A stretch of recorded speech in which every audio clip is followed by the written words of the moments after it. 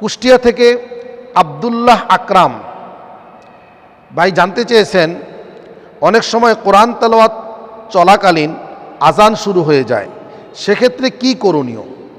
তেলাওয়াত অব্যাহত রাখা উচিত নাকি তেলাওয়াত বন্ধ করে আজানের জবাব দেওয়া উচিত? অত্যন্ত গুরুত্বপূর্ণ একটি প্রশ্ন ভাই করেছেন।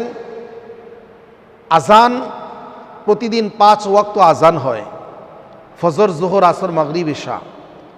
তো আজান চলাকালীন অবস্থায় অনেক ভাইয়েরা কোরআন তেলাওয়াতরত অবস্থায় থেকে থাকে। এই ক্ষেত্রে আজানের জবাব দেওয়া তো জরুরি।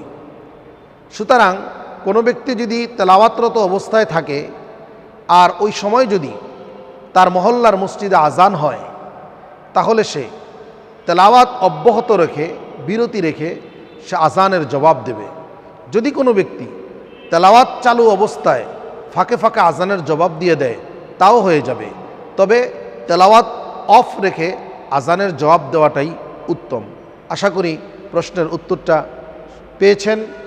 ইনশাআল্লাহ আপনাদের যদি আরও কোনো প্রশ্ন জানা থাকে, অবশ্যই আপনারা ভিডিও কমেন্টস বক্সে আপনারা লিখে দিবেন। পরবর্তী ভিডিওতে আমরা ইনশাআল্লাহ আপনাদের প্রশ্নের জবাবগুলো সঠিকভাবে দেওয়ার চেষ্টা করব।